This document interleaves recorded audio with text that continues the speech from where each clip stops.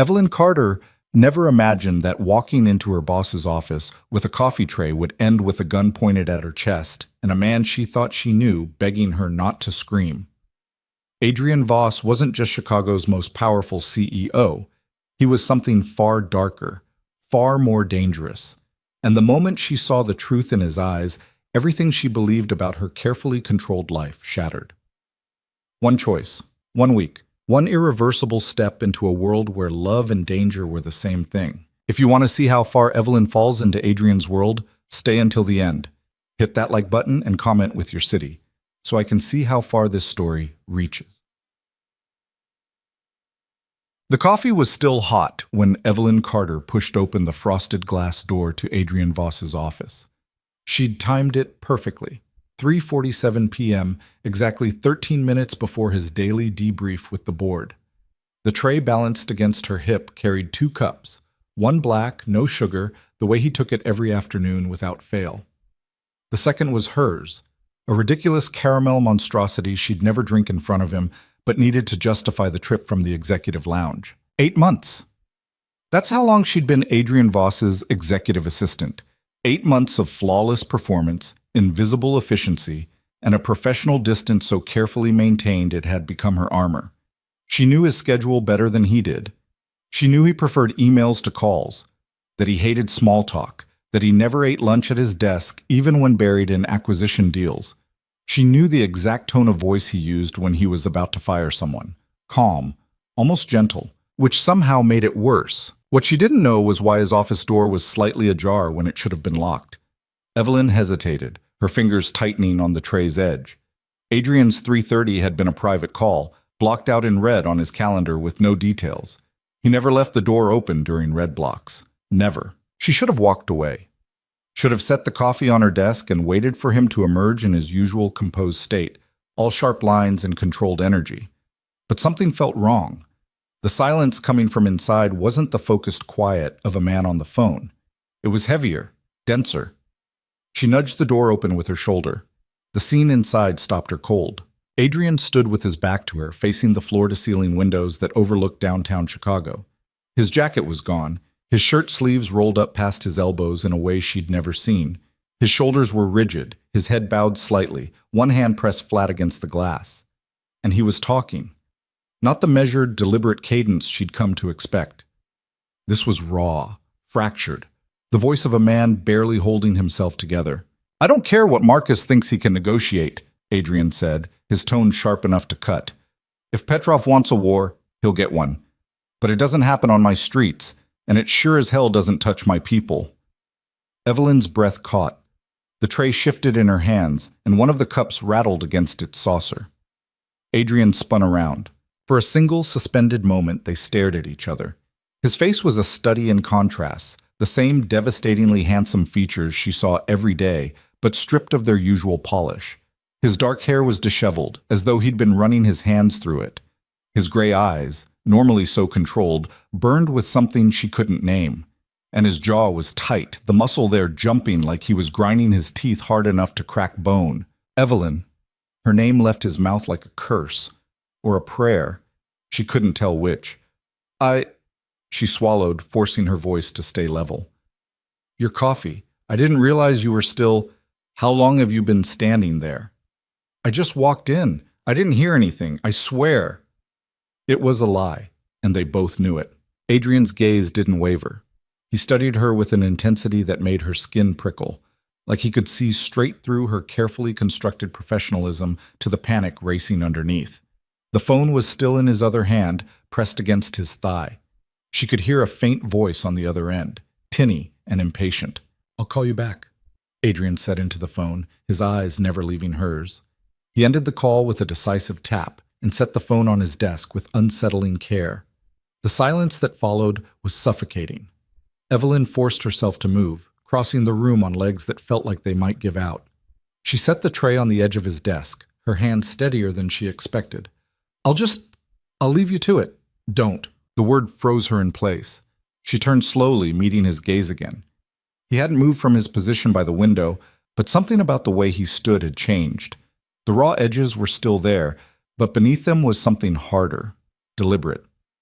"Close the door." he said. It wasn't a request. Evelyn's pulse hammered in her throat. Every instinct screamed at her to leave, to pretend this moment never happened, to go back to the safe, predictable rhythm of their working relationship. But her hand moved anyway, reaching back to push the door shut with a soft click. The air in the room shifted, thickened. Adrian exhaled slowly, dragging a hand through his hair. When he spoke again, his voice had lost some of its edge, but none of its weight. You heard what I said. I didn't mean to. That's not what I asked. He stepped closer, closing the distance between them with the kind of controlled precision that reminded her exactly who he was. Adrian Voss didn't do anything by accident. Not the way he walked, not the way he spoke, and certainly not the way he looked at her now, like he was deciding whether she was a problem or a solution. Evelyn lifted her chin, refusing to back down even though her heart was trying to punch through her ribs. I heard you mention someone named Petrov, and something about a war. And what do you think that means? I think, she said carefully, that it's none of my business. Adrian's mouth curved into something that wasn't quite a smile. Smart answer, but not entirely accurate. He moved past her, close enough that she caught the faint scent of his cologne, something dark and expensive that she'd never been able to place. He picked up the coffee she'd brought, taking a slow sip before setting it back down. His movements were calm now, almost casual, but the tension radiating off him was anything but. You've worked for me for 8 months, he said, his back still to her. In that time, you've never missed a deadline, never asked unnecessary questions, never pushed when I told you to let something go. He turned to face her. Why is that? Evelyn blinked. Because that's my job. No, your job is to manage my schedule and handle correspondence. What you've done is build a fortress of competence around yourself, so no one looks too closely at what's underneath. The observation landed like a punch. She opened her mouth to argue, but the words tangled in her throat. I recognize it, Adrian continued, his voice softer now. Because I do the same thing. The admission hung between them, fragile and dangerous. Evelyn didn't know what to say. Didn't know what this moment was, or where it was leading. All she knew was that the man standing in front of her wasn't the controlled, untouchable CEO she'd spent 8 months working for. This was someone else. Someone rawer. Someone who looked at her like she wasn't just another employee to be managed, but a person who might actually understand. And that terrified her more than anything she'd overheard. You're going to ask me to leave, she said quietly. Aren't you? Adrian's expression flickered. For just a second, something like regret crossed his face. Then it was gone, replaced by that familiar mask of control. I'm going to give you a choice. What kind of choice? You can walk out of this office right now. Forget what you heard. Go back to your desk and pretend this conversation never happened. I'll make sure your severance is generous. Glowing references. Whatever you need to land somewhere better. Or, he said, his voice dropping to something darker, something that made the air between them crackle. You stay, and I tell you the truth. Evelyn's breath hitched. The truth about what? About who I really am. The words settled over her like a shroud. She should have taken the out, should have thanked him for the offer, and walked away with her dignity and her safety intact. But something in the way he looked at her, like he was daring her to be brave enough to see him, made her stay rooted to the spot. Why would you do that? She asked. Adrian stepped closer again, close enough that she had to tilt her head back to hold his gaze. Because I'm tired of pretending, and because you're the first person in a long time who's made me think I might not have to. Her heart slammed against her ribs. This was insane. This was reckless. This was everything she'd spent her entire adult life avoiding. Messy, dangerous, unpredictable. But when she opened her mouth, the word that came out wasn't no. Tell me, she whispered. Adrian's eyes darkened. He reached past her, so close she could feel the heat radiating off his body, and locked the office door with a quiet click. Then he turned back to her, and the mask finally fell away. My name is Adrian Voss, he said, his voice steady and unflinching. I'm the CEO of Voss Industries. That part you already know. What you don't know is that everything I've built, the company, the reputation, the fortune, it's not the whole picture, it's not even half. Evelyn's pulse roared in her ears. What are you saying? I'm saying that Voss Industries is legitimate, but it's also a cover for the parts of my life that aren't. I don't understand. Yes, you do. Adrian's gaze held hers, unflinching. You heard me on the phone. You heard me talk about territory and wars and people I need to protect. You're smart enough to fill in the rest. The realization crashed over her like ice water. Her knees went weak, and she had to lock them to stay upright. You're telling me you're the head of the largest criminal network in the Midwest, Adrian finished for her. Money laundering, arms deals, territory disputes with people who don't negotiate, they eliminate. That's the world I live in, Evelyn. That's who I am. She stared at him, her mind racing. This couldn't be real. Adrian Voss was polished, controlled, the kind of man who donated to children's hospitals and sat on the boards of art museums. He wasn't, but the look in his eyes said otherwise. Why are you telling me this? She demanded, her voice sharper than she intended. You could have just let me walk away. Why drag me into this? Because you were already in it the moment you walked through that door. That's not an answer. Then how about this? Adrian's voice softened, and for the first time since she'd known him, she saw something vulnerable flash across his face. Because I don't want to lie to you anymore. And because if I'm going to give you a real choice, you need to know what you're choosing. Evelyn's hands were shaking. She curled them into fists at her sides, trying to ground herself. This is insane. You're insane. Probably. I should leave. Right now. I should walk out of here and never look back. You should, Adrian agreed. But you won't.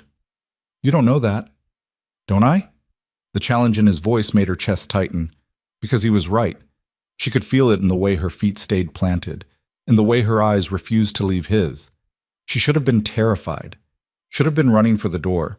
But instead, all she felt was a pull so strong it bordered on gravity. What do you want from me? She asked, her voice barely above a whisper. Adrian took a step closer, and this time she didn't move away. 1 week, he said. Give me 1 week. Let me show you who I really am. Not the version I show the board or the press or anyone else, the real version. And then what? And then you decide. If you want to walk away after that, I won't stop you. I'll make sure you're safe. I'll make sure no one ever connects you to me.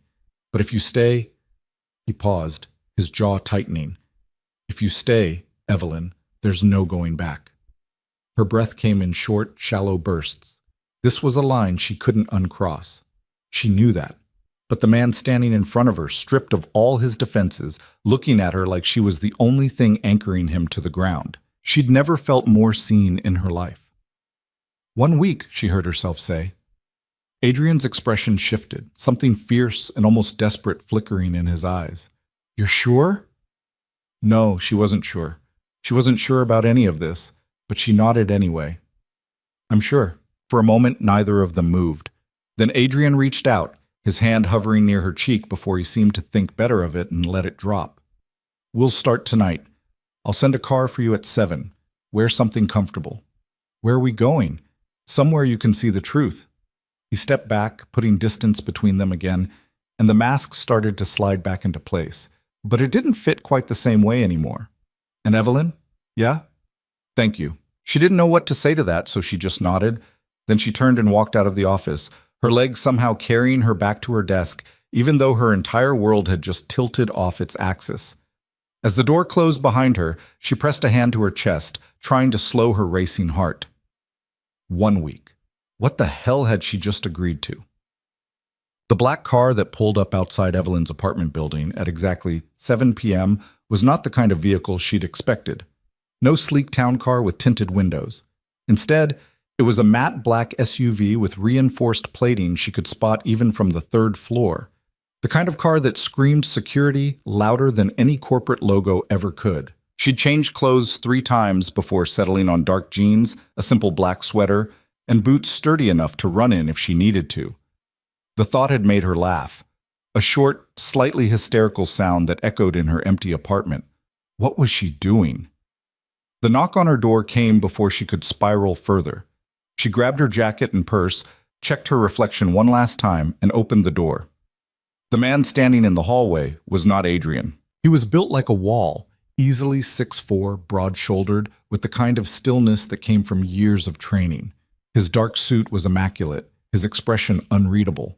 but his eyes tracked her movements with the precision of someone who'd been taught to assess threats before they materialized. "Miss Carter," he said, his voice a low rumble. "I'm Marcus. Mr. Voss sent me to escort you." Marcus. The name from Adrian's phone call. Evelyn forced herself to breathe normally. "He didn't mention you'd be picking me up." "He didn't mention a lot of things, I'm guessing." There was the barest hint of amusement in Marcus's tone. "Shall we?" She locked her door and followed him down the stairs, acutely aware of the way he positioned himself slightly ahead and to her left, between her and any potential threat. It was both comforting and deeply unnerving. The SUV's interior was just as intimidating as its exterior. Leather seats, climate control, and enough technology embedded in the dashboard to run a small military operation. Marcus held the door for her, waited until she was settled, then climbed into the driver's seat. They pulled into traffic without a word. Evelyn watched the city slide past her window, the familiar streets of her neighborhood giving way to the high-rises of downtown, then further toward the industrial district she rarely ventured into. The silence stretched, heavy and expectant. Finally, she broke it. "How long have you worked for Adrian?" Marcus's eyes flicked to the rearview mirror. 15 years. That's a long time." "It is. You must be close." "Close enough?" Evelyn waited, but Marcus didn't elaborate. She tried a different angle. "He told me the truth today, about what he does." "I know. Did he tell you that?" "Didn't have to." Marcus took a left turn heading toward the river. "You're still here. That says enough." "Maybe I'm just curious." "Curiosity's a dangerous thing in our world, Miss Carter." "Your world," she corrected. "I'm not part of it." Marcus was quiet for a moment. Then, "You are now." The words settled over her like a weight. She wanted to argue, to insist that 1 week didn't make her complicit in whatever Adrian was involved in. But the look in Marcus's eyes when he glanced at her again told her he'd heard that argument before, and it never ended well. They pulled up to a building she didn't recognize, an old warehouse by the look of it, with high windows and rusted fire escapes clinging to its brick facade. But the security system was state-of-the-art, and the reinforced door Marcus led her to was anything but abandoned. He keyed in a code, pressed his thumb to a scanner, and pushed the door open. Inside, the warehouse had been transformed. The main floor was a study in controlled chaos. Men and women moved with purpose, their conversations clipped and efficient. Screens lined one wall displaying what looked like surveillance feeds from across the city.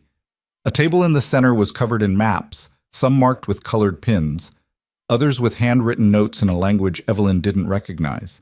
And standing in the middle of it all, his jacket discarded and his sleeves rolled up just like they'd been in his office, was Adrian. He was talking to a woman with short-cropped hair and a scar running down her left cheek. She nodded at whatever he was saying, then turned and barked orders to 2 men standing near the screens. They moved immediately. Adrian looked up and saw her. The shift in his expression was subtle but unmistakable. The hard edges softened, the focus narrowed. He said something to the scarred woman, who glanced at Evelyn with open curiosity before walking away. Then Adrian crossed the room, his stride confident and unhurried, and stopped in front of her. "You came," he said. "You didn't give me much choice. I gave you every choice." Evelyn met his gaze, refusing to back down. "Then let's say I'm calling your bluff." Adrian's mouth curved into a slow, genuine smile. It transformed his face, made him look younger, almost boyish. "Good. Follow me." "Follow?" He led her through the warehouse, past the organized chaos of the main floor, down a hallway lined with doors she didn't dare ask about. At the end of the hall, he pushed open a door that led to a smaller room. An office, she realized, though it was nothing like the sterile professionalism of his corporate space. This room was lived in. A desk covered in paperwork, a worn leather couch against one wall, bookshelves packed with everything from military strategy to classic literature. And on the wall behind the desk, a corkboard covered in photos. Evelyn stepped closer, studying them. Some were surveillance shots, grainy, distant. Others were candid, almost intimate. A group of people laughing around a table. Marcus, younger and less scarred, standing next to a man she didn't recognize. And in the center, a photo of Adrian with a woman who had the same sharp cheekbones and gray eyes. "My sister," Adrian said quietly from behind her. "Elena." Evelyn turned to look at him. "Where is she now?" "Dead." The word was flat, final, and underneath it, a grief so deep she could feel it radiating off him. "I'm sorry," she said, because she didn't know what else to say. Adrian nodded, his jaw tight. "She's why I do this, why I built all of it. She was 23 when she died, got caught in the crossfire of a territory dispute I didn't even know was happening. I was too busy building the company, making a name for myself in the legitimate world. I thought that would be enough to protect her. I was wrong." Evelyn's chest ached. "Adrian, I don't want your pity," he said, his voice harder now. "I'm telling you this because you need to understand what you're walking into. This isn't a game. It's not some romanticized version of danger. People die, Evelyn. People I care about. And if you stay, you become one of those people." She swallowed hard. "And if I leave? Then you go back to your normal life, and I make sure no one ever knows you were here." It was the same offer he'd made in his office, the same out. But standing here in this room filled with pieces of his life he'd never shown anyone, Evelyn realized something. She didn't want to leave. "Show me the rest," she said. Adrian studied her for a long moment. Then he nodded. "All right, but don't say I didn't warn you." Boab. The next 3 hours were a crash course in Adrian's world. He walked her through the operation with the same calm precision he used in board meetings, explaining the structure, the players, the rules that governed everything.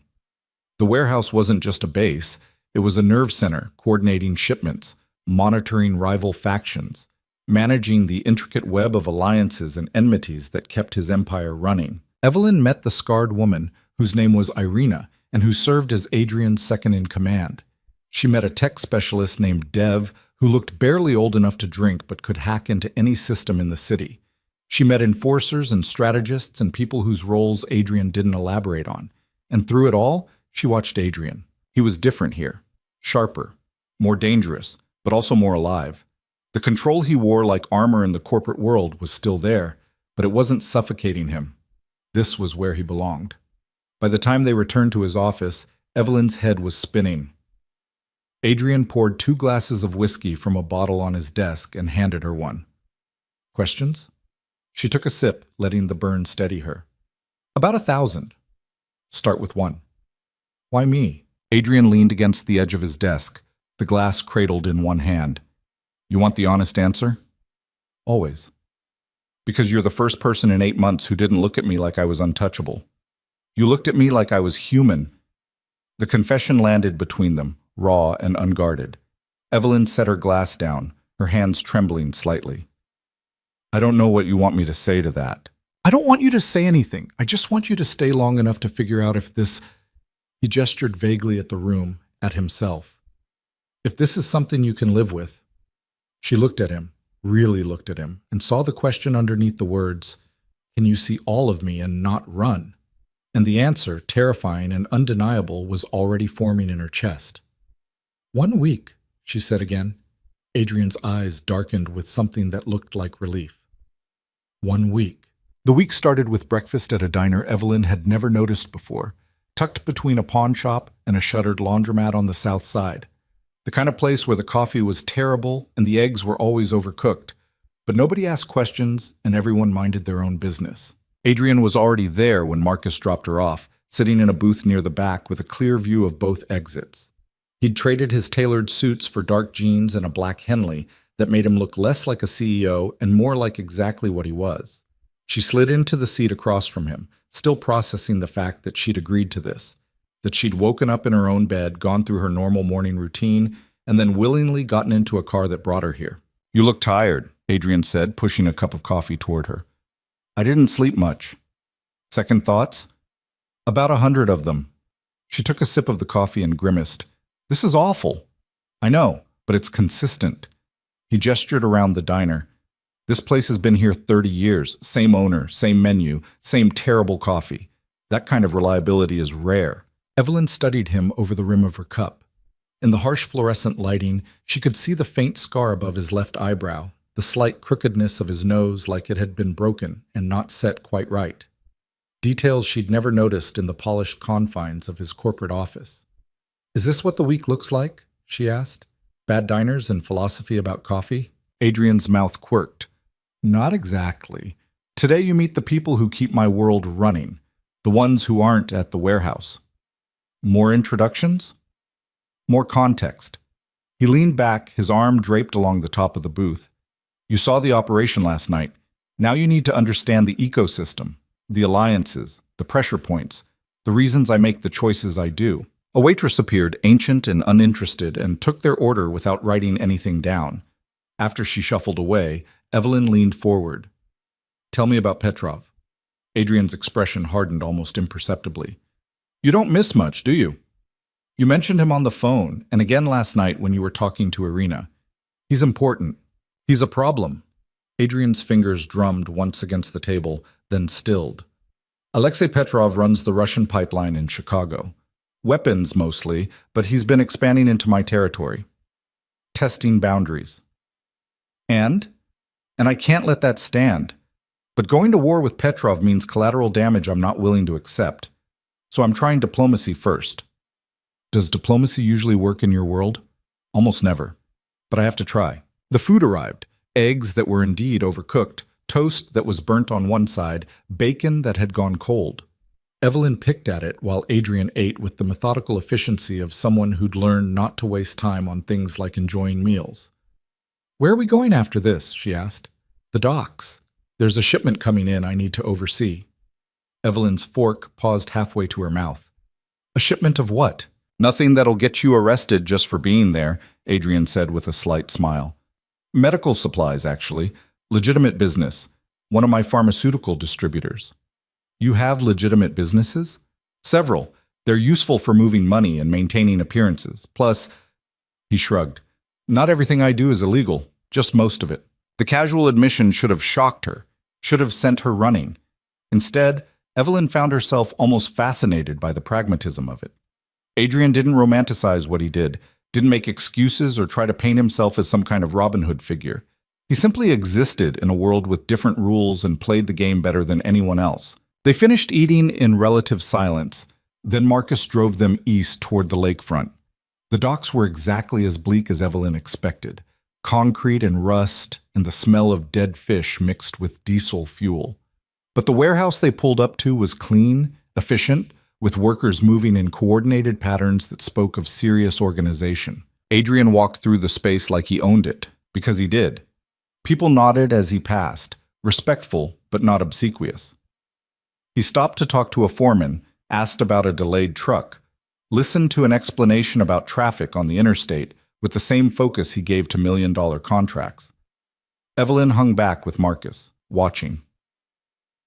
He's different here too, she said quietly. Marcus grunted in agreement. He's different everywhere. That's the problem. What do you mean? Most people in this life, they pick a version of themselves and stick with it. Makes things simpler. But Adrian, Marcus shook his head. He's got too many pieces. CEO, crime boss, brother, friend. He tries to be all of them at once and it tears him apart. Then why does he do it? Because he doesn't know how to be anything else. The observation sat heavy in Evelyn's chest. She watched Adrian shake the foreman's hand, make a joke that got a genuine laugh, then turn and walk back toward them, with his expression already shifting back to something harder.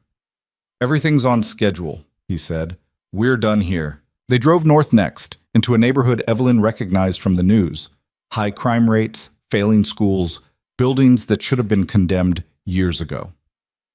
Marcus parked outside a community center that looked only slightly less dilapidated than its surroundings. Adrian got out without explanation, and Evelyn followed. Inside, the center was alive. Kids playing basketball in a gym that had seen better days. Teenagers clustered around computers in a makeshift lab. A cooking class in progress in a kitchen that smelled like garlic and fresh bread. A woman in her 50s spotted Adrian and broke into a wide smile. Look who finally decided to show up. Missed me, Rosa?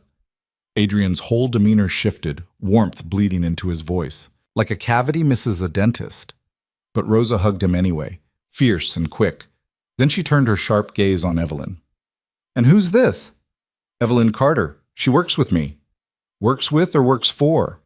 Does it matter? Rosa snorted. I suppose not. Come on, I'll show you what we did with that donation. They followed her through the center while she rattled off improvements. New computers, updated kitchen equipment, A renovated roof that no longer leaked every time it rained. Adrian listened, asked questions, made notes on his phone about additional funding for a literacy program. It was only when they were leaving that Evelyn realized what she'd just witnessed. "You fund this place." "I fund several places like this," Adrian said, climbing back into the SUV. "Community centers, youth programs, a few scholarship funds. Irina manages the logistics." "Why?" He was quiet for a long moment. "Because Elena used to volunteer at a center like that, before she died. She believed people deserved a chance, even when the world had written them off." His jaw tightened. "I can't bring her back, but I can make sure her work doesn't die with her." Evelyn's throat constricted. This wasn't the sanitized philanthropy of corporate donations and tax write-offs. This was personal, raw, a man trying to atone for a loss he'd never stopped feeling. "She would have liked you," Adrian added quietly. "Elena. She had a thing for people who didn't take anyone's bullshit." "I'm not sure that's a compliment." "It is." The rest of the day blurred together. More stops, more introductions, more pieces of Adrian's fractured world clicking into place. A bar where he met with an alderman who owed him favors. A garage where cars were stripped and rebuilt without any attention to legal niceties. A high-rise apartment where an elderly woman fed them pierogi and told embarrassing stories about Adrian as a teenager. By the time Marcus dropped Evelyn back at her building, the sun was setting and her head was spinning. "Same time tomorrow?" Adrian asked through the open car window. "What's tomorrow?" "You'll see." He drove away before she could argue. Evelyn climbed the stairs to her apartment, locked the door behind her, and collapsed on her couch. Her phone had 17 missed calls from her mother and a text from her best friend asking if she was still alive. She ignored both and stared at the ceiling. 1 day down, 6 to go. And she still had no idea what she was doing. The second day started with a lie. Evelyn told her mother she was working late on a special project, told her friend she'd been swamped with a new client, told herself this was just research, just curiosity, just a week of her life she'd look back on someday as proof she'd taken a risk. The lie felt easier than it should have. Marcus picked her up again, but this time Adrian was in the back seat. He looked different, sharper suit, hair slicked back, the corporate mask firmly in place. They were going to Voss Industries, he explained. He had meetings, and she was coming with him. "Why?" Evelyn asked as they pulled into the underground parking garage. "Because you need to see both sides. If you're going to understand who I am, you need to see how seamlessly they coexist." The elevator ride to the executive floor was silent. Evelyn had been here hundreds of times, but today it felt different, like she was seeing it through new eyes. The expensive art on the walls, the hushed efficiency of the assistants, the way everyone deferred to Adrian without him saying a word. Her desk was exactly as she'd left it 2 days ago, a stack of files, a half-empty coffee cup, her keyboard with the B key that stuck. Adrian paused beside it. "You don't have to sit here if you don't want to. You can use one of the conference rooms." "And do what?" "Whatever you want. Read, work, think." Evelyn sat down in her chair, the familiar creak grounding her. "I'll stay here." Adrian nodded and disappeared into his office, the door closing behind him with a soft click. The morning passed in surreal normalcy. Emails arrived. Phone calls were routed. Evelyn handled them all on autopilot, her brain splitting focus between the mundane tasks and the knowledge of what Adrian really was. Around noon, the door to his office opened and a man Evelyn had never seen before emerged. Tall, silver-haired, expensive suit that probably cost more than her rent. He barely glanced at her as he strode past, but the look Adrian shot her through the open door was pointed. She waited until the elevator doors closed. Then she stood and walked into Adrian's office without knocking. "Who was that?" Adrian leaned back in his chair, exhaustion flickering across his face before he schooled it away. "Senator Morrison. He's looking for campaign contributions." "And you're giving them to him?" "I'm considering it. He's useful." "Useful how?" "He chairs the committee that oversees financial regulations in Illinois. Having him in my pocket means I can move money more freely." Evelyn crossed her arms. "You're bribing a senator." "I'm making a campaign donation. What he does with the goodwill is his choice." "That's a hell of a rationalization." Adrian's eyes narrowed. "Is it?" "Because from where I'm sitting, Morrison was going to take money from someone. At least when he takes it from me, I know it's going toward programs that actually help people instead of lining some defense contractors' pockets. That doesn't make it right. No, but it makes it necessary. He stood, rounding the desk to face her. You want to judge me for this? Fine. But don't pretend the system isn't already corrupt. I'm just better at playing the game. Evelyn held his gaze, refusing to back down. And what happens when the game catches up with you? Then I lose. And everyone who depends on me loses with me. Adrian's voice dropped, raw honesty bleeding through. That's why I can't afford mistakes, Evelyn. That's why every move has to be calculated, because it's not just my life on the line. The weight of it settled over her.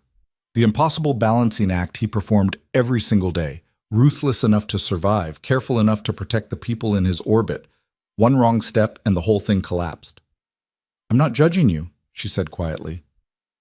I'm trying to understand you. Something in Adrian's expression softened. Then you're doing better than most. A knock on the door interrupted them. Adrian's assistant, a efficient woman named Diane, who Evelyn had worked alongside for months, poked her head in. Mr. Voss, your 2 o'clock is here. Thank you, Diane. Give me 5 minutes. The door closed again. Adrian turned back to Evelyn, and for just a moment she saw the exhaustion he usually kept hidden, the toll of living 2 lives, the loneliness of never being fully honest with anyone, except now he was being honest with her. Go home early today, Adrian said. Get some rest. Tomorrow's going to be harder. Why? Because tomorrow you meet Petrov. The words dropped like a stone.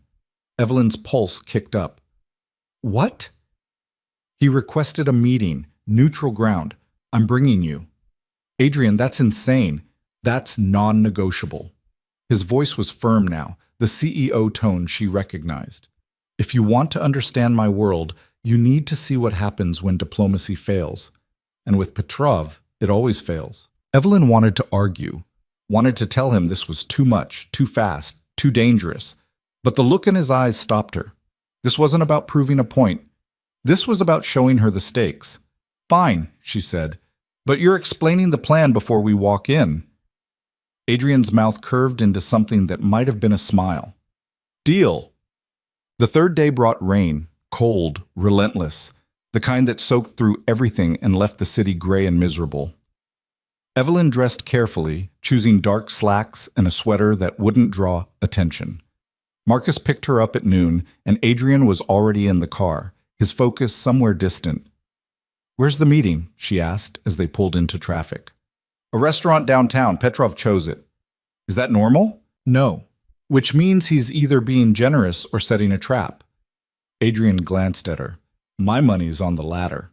Marcus drove them to an upscale Italian place Evelyn recognized from reviews. White tablecloths, wine lists thicker than most novels, the kind of establishment where reservations were made months in advance.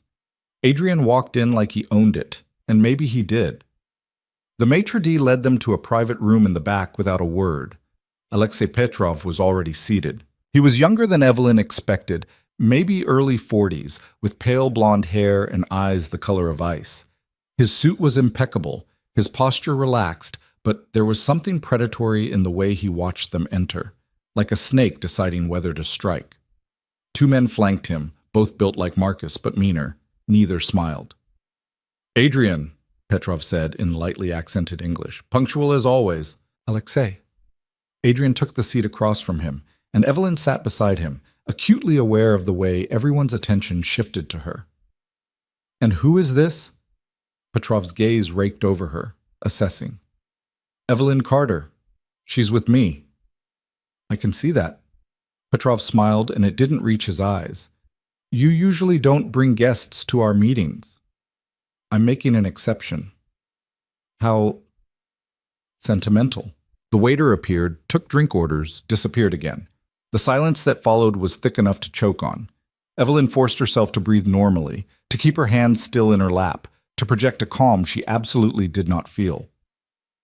I assume you didn't ask for this meeting just to admire my company, Adrian said finally. Petrov leaned back in his chair. I wanted to discuss our recent misunderstanding. There's no misunderstanding. You moved shipments through my territory without clearance. That's a violation. Your territory? Petrov's smile sharpened. That's a strong claim for someone whose hold is slipping. Is that a threat? It's an observation.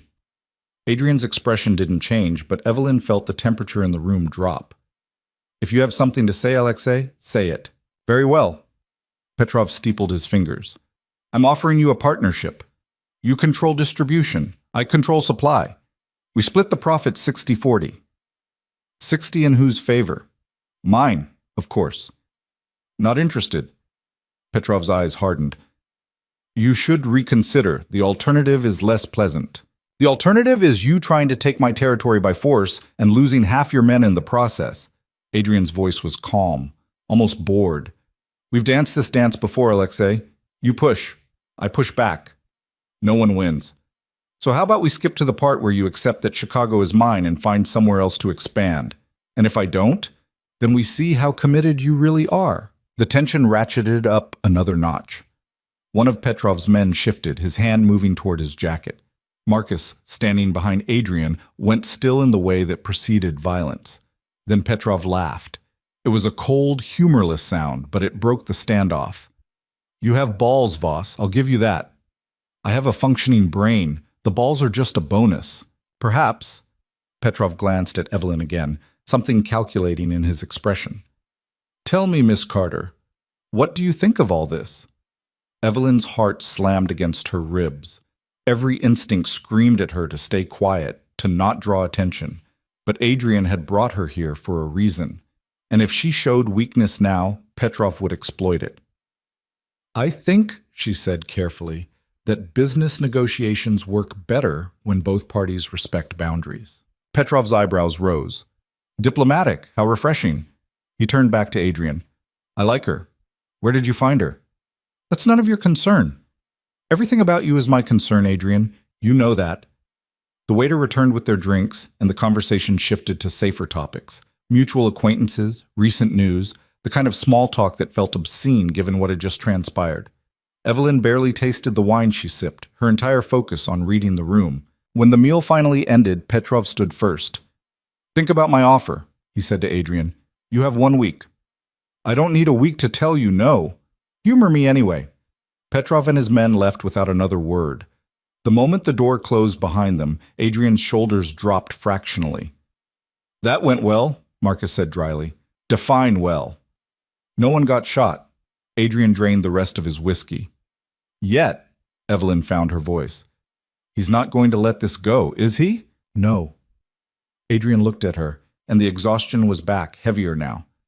He's going to push until I have no choice but to push back. And when that happens, people are going to die. Can't you just… what? Walk away? Cede territory? Let him think weakness is rewarded? Adrian shook his head. This world doesn't work that way, Evelyn. The moment you show vulnerability, someone exploits it. Always. She wanted to argue, wanted to find some solution he hadn't thought of, but the bleak certainty in his eyes told her there wasn't one. They left the restaurant in silence. The rain had intensified, turning the streets into rivers of gray. Marcus drove them back to the warehouse, and Evelyn followed Adrian inside without being asked. Irina was waiting, her expression grim. We have a problem. What now? Petrov's men hit one of our shipments an hour ago. Took everything. Adrian went very still. Casualties? 2 of ours injured. Nothing fatal, but it's a message. Yeah, I got it. He turned and walked toward his office, his stride controlled but radiating fury. Evelyn hesitated, then followed. Inside, Adrian paced like a caged animal, his hands flexing and releasing. He did it while we were at lunch, he said, more to himself than to her. Wanted me to know he could. What are you going to do? Adrian stopped pacing, looked at her, and for the first time since she'd met him, she saw something close to desperation in his eyes. What I always do. Protect my people and hope I don't lose myself in the process. Evelyn crossed the space between them without thinking, stopped close enough to see the storm raging behind his carefully controlled exterior. You don't have to do this alone, she said quietly. Yes, I do. That's the job. Then screw the job. Adrian's eyes widened fractionally. Then, slowly, he reached out and cupped her face in his hands. His palms were warm, his touch gentle despite the violence she knew those hands were capable of. You're in way over your head, he murmured. I know. You should run. I know that too. Then why are you still here? Evelyn met his gaze, steady and sure. Because you asked me to be. Something cracked in Adrian's expression. He pulled her closer, his forehead resting against hers, and for a moment they just breathed together. Two people standing in the eye of a storm, holding on. Then his phone buzzed. The moment shattered. Adrian stepped back, all business again. I need to handle this. Marcus will take you home. Adrian? Please, Evelyn, not tonight. She wanted to fight, wanted to stay, but the exhaustion in his voice was enough to make her nod. Marcus drove her home in silence. When she finally collapsed into bed, sleep wouldn't come. All she could see was Adrian's face, the weight he carried, the loneliness, the impossible choices, and somewhere in the darkness, she realized she wasn't counting down the days until this ended anymore. She was dreading them. The fourth morning started with gunfire. Evelyn was pouring coffee when her phone rang, Adrian's name flashing on the screen. She answered before the second ring, already knowing something was wrong. Don't leave your apartment. His voice was clipped, urgent in a way she'd never heard before. Marcus is 2 minutes out. Stay away from the windows. Adrian, what? The line went dead. Evelyn's hands shook as she set the phone down. She backed away from her kitchen window, her heart hammering against her ribs. 2 minutes felt like an eternity. She grabbed her jacket, her keys, her phone, trying to think through the panic flooding her system. When the knock finally came, she nearly jumped out of her skin. Marcus didn't wait for her to invite him in. He pushed through the door, his eyes scanning the apartment with professional efficiency. We need to move. Now.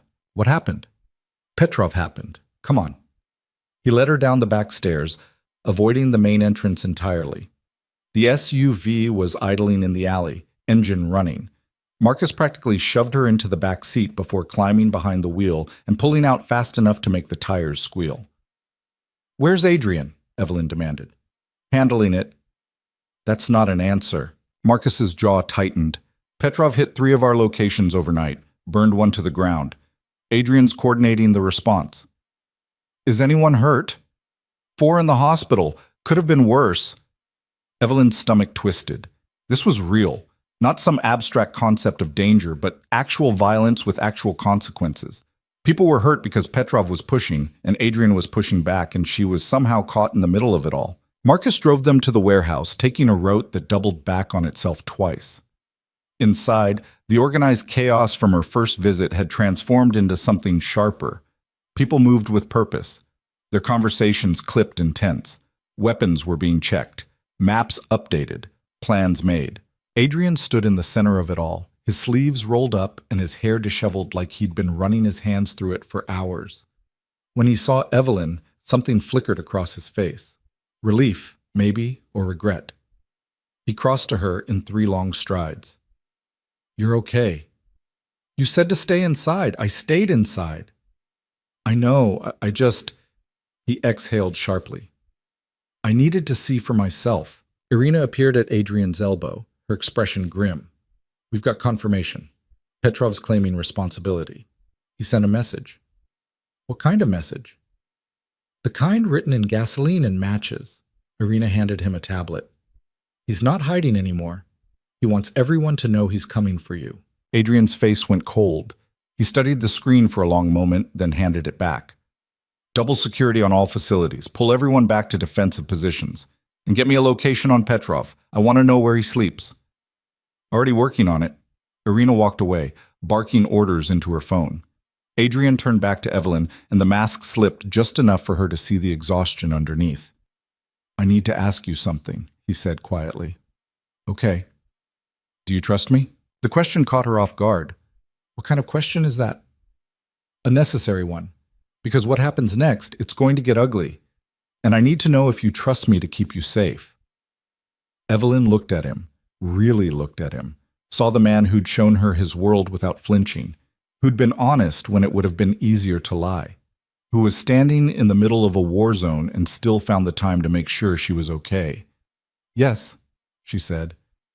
I trust you. Something in Adrian's shoulders relaxed. Good. Because you're staying here until this is over. For how long? As long as it takes. Before Evelyn could argue, Marcus reappeared. We've got movement. 2 of Petrov's cars heading toward the south side. Adrian's entire demeanor shifted. How many men? At least 6, maybe more. Where are they going? Looks like they're targeting the community center. The words hit Evelyn like a physical blow. Rosa's community center, the place with the kids and the computers and the woman who hugged Adrian like family. Adrian went very still. When he spoke again, his voice was deadly calm. Get everyone there out, now, and send our people to intercept. Adrian, Marcus started. I don't care what it takes. Petrov doesn't get to put those kids in danger. Move. Marcus nodded and disappeared. Adrian turned to Evelyn, and the fury in his eyes was barely contained. I need to go. Then I'm coming with you. Absolutely not. You don't get to make that decision for me. The hell I don't. This is exactly the kind of situation I was trying to keep you out of. Evelyn stepped closer, refusing to be intimidated. And I'm telling you, I'm not sitting here while you run into gunfire. So either I come with you or I follow in a cab. Your choice. Adrian stared at her for a long moment. Then, incredibly, he laughed. A short, sharp sound that held no humor. You're going to get yourself killed. Not if you keep me alive. That's not as reassuring as you think it is. But he didn't argue further, just grabbed a Kevlar vest from a nearby table and shoved it at her. Put this on and stay behind me, always. Evelyn pulled the vest over her sweater, the weight of it strange and heavy. Adrian adjusted the straps with quick, efficient movements, his hands steady despite the urgency radiating off him. If I tell you to run, he said, his face inches from hers, you run, no questions, no hesitation. Understood? Understood. I mean it, Evelyn. I know. He held her gaze for another beat, then turned and strode toward the exit. Evelyn followed, her heart pounding so hard she could feel it in her throat. The drive to the south side was the longest 15 minutes of her life. Marcus drove with controlled aggression, weaving through traffic while Adrian coordinated on his phone. 2 other SUVs flanked them, filled with men Evelyn recognized from the warehouse, all of them armed, all of them focused. When they pulled up to the community center, Rosa was already outside, ushering kids into a school bus that looked like it had been manufactured sometime in the previous century. She spotted Adrian and waved him over. Your people said we needed to evacuate, she said, her voice tight with controlled panic. What's happening? Nothing you need to worry about. Just get everyone out of here. Go to the church on Madison. You'll be safe there. Adrian, please, Rosa, trust me. She searched his face, then nodded. You better not get yourself killed. Elena would haunt me if I let that happen. Adrian's expression softened fractionally. I'll do my best. Rosa climbed onto the bus, and it pulled away with a belch of black smoke. The moment it turned the corner, Adrian's focus shifted back to the street. His men had already taken positions, some inside the center, others in the surrounding buildings. A perimeter forming. How long until Petrov's people get here? Adrian asked Marcus. 5 minutes? Maybe less? Then we're out of time, Adrian turned to Evelyn. There's a storage room in the back of the center. Reinforced door, you're going to wait there. Adrian, this is not negotiable. His voice was hard now, the CEO tone that brooked no argument. I can't do what I need to do if I'm worried about you catching a stray bullet. Evelyn wanted to fight, wanted to tell him she wasn't some damsel who needed protecting, but the look in his eyes stopped her. This wasn't about her pride. This was about his ability to function in a situation where hesitation got people killed. Okay, she said quietly. Relief flickered across his face. He led her inside, through the empty gym to a small room at the back. The door was indeed reinforced, the lock heavy duty. Adrian handed her his phone. If something happens to me, call the first number in my contacts. Irina will get you out. Nothing's going to happen to you. Probably not, but just in case. He started to leave, then turned back. In one fluid movement, he pulled her against him and kissed her, hard and desperate and entirely too brief. Stay alive, he murmured against her lips. Then he was gone, the door clicking shut behind him. Evelyn sank onto a crate, her fingers trembling as they touched her mouth. She could still feel the pressure of his lips, the intensity of a man who didn't know if he'd survive the next hour. Outside, she heard voices, footsteps, the metallic click of weapons being readied. Then, chaos. The first shots were distant, muffled by the walls of the storage room. But as the firefight escalated, the sounds grew sharper, closer, the distinctive crack of pistols mixing with the heavier percussion of something automatic. Evelyn pressed herself against the back wall, her hands clamped over her ears even though it did nothing to block out the noise. Every instinct screamed at her to run, to hide, to do anything but sit here and wait. Then the door to the storage room burst open. Evelyn's scream caught in her throat as a man stumbled inside. One of Adrian's. She recognized the face from the warehouse. Blood soaked his shoulder and his left arm hung useless at his side. "We need to move," he gasped. "They broke through the west side, too many of them." "Where's Adrian?" "Holding the line, but we can't—" He swayed, his face going pale. "We can't hold much longer." Evelyn caught him as his knees buckled, easing him down to the floor. She'd never dealt with a gunshot wound before, but she pressed her hands against his shoulder anyway, trying to slow the bleeding. "What's your name?" she asked, keeping her voice steady even though panic clawed at her throat.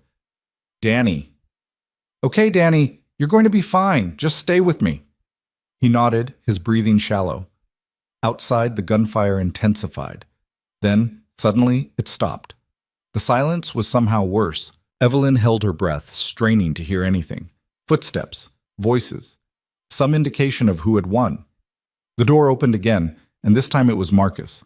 His suit jacket was gone, his shirt torn, a cut above his eyebrow bleeding freely. But he was alive. "We're clear," he said. Petrov's men retreated. "Adrian?" "He's fine. Pissed off, but fine." Marcus's gaze dropped to Danny. "Get him up. We've got medics waiting." Between the two of them, they got Danny outside. The community center looked like a war zone. Windows shattered, bullet holes peppering the walls, shell casings littering the ground. Two of Adrian's men were being loaded into a van, both conscious but clearly hurt. Another was being zipped into a body bag. Evelyn's stomach turned. Adrian stood near the street talking into his phone with clipped urgency. When he saw her, he ended the call and crossed the distance in seconds. "You okay?" He grabbed her shoulders, his eyes scanning her for injuries. "I'm fine. Danny is getting medical attention." "You did good." Adrian's hands were shaking slightly, the adrenaline still coursing through him. "This is what I was trying to protect you from." "I know." "Do you?" His voice cracked. "Because one of my people just died, Evelyn. Petrov will keep coming until either he's dead or I am.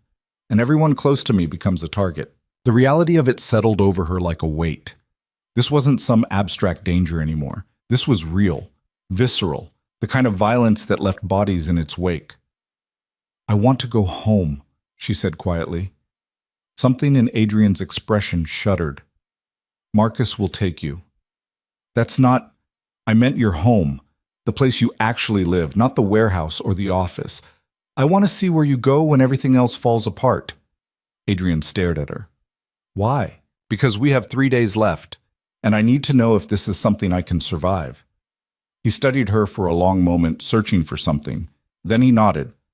"Okay, but fair warning, it's not what you're expecting." Marcus drove them north, away from the chaos, into a neighborhood of old brownstones and tree-lined streets.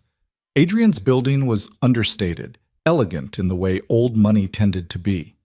They took the elevator to the top floor, and when Adrian unlocked the door, Evelyn stepped into a space that was nothing like she'd imagined. It was warm, lived in. Books stacked on tables, a worn leather couch, framed photos on the walls.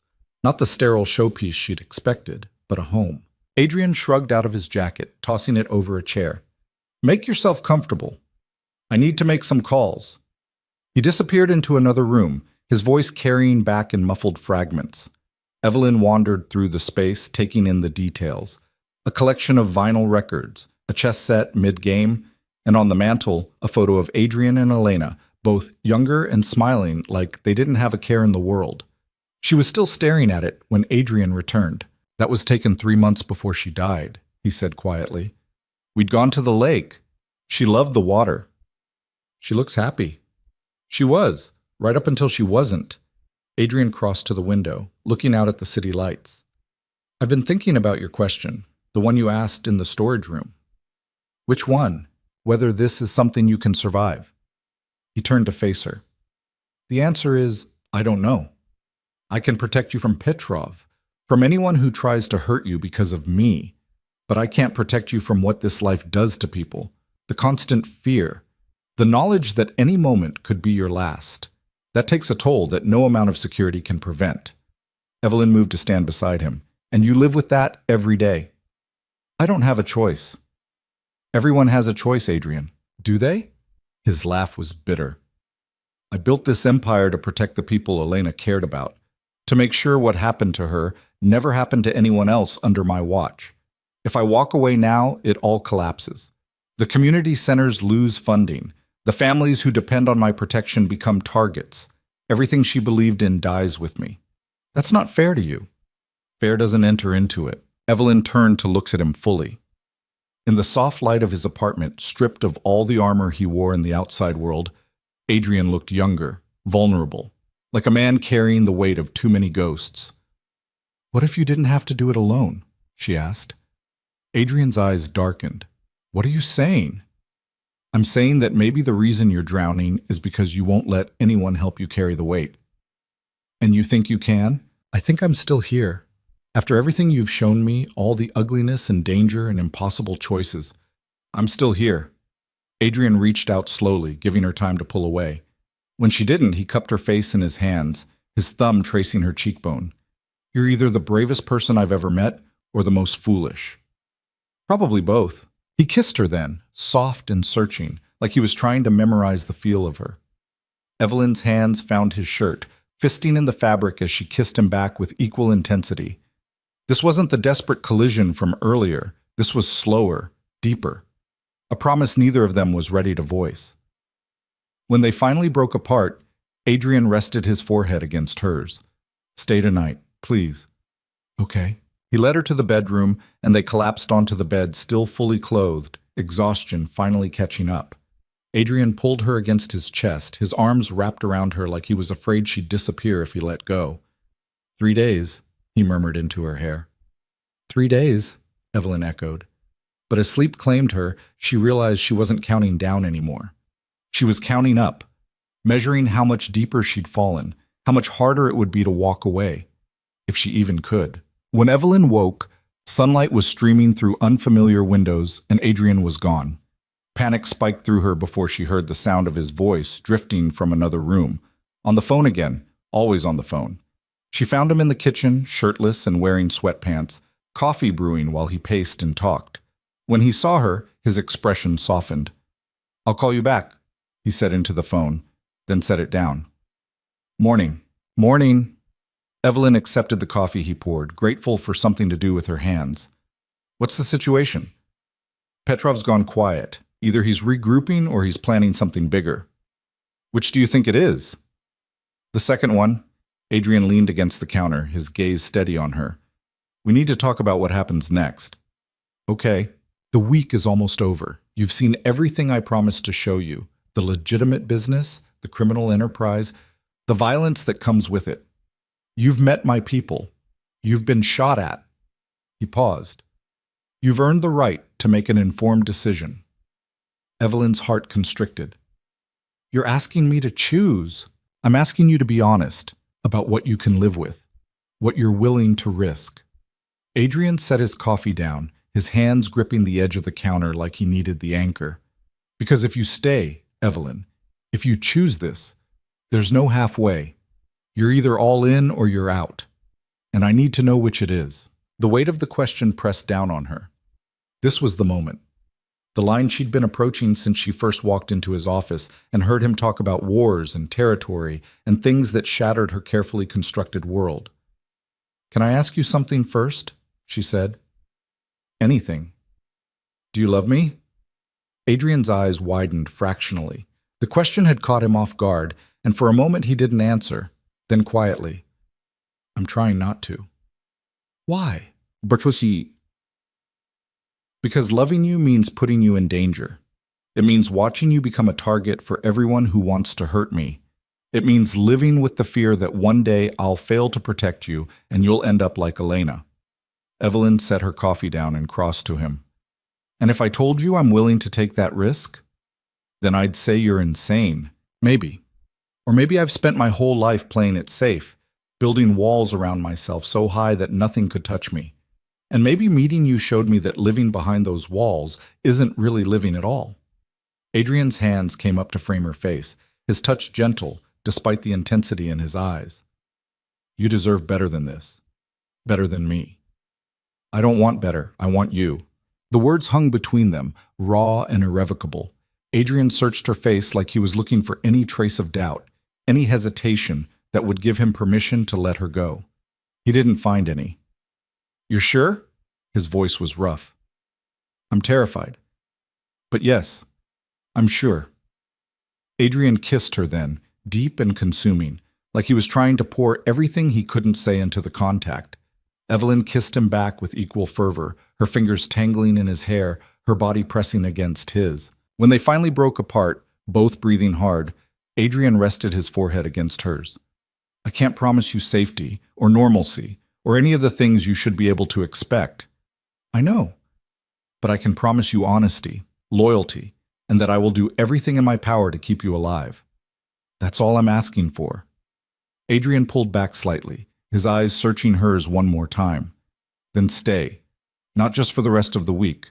Stay. Evelyn's breath caught. This was it. The point of no return.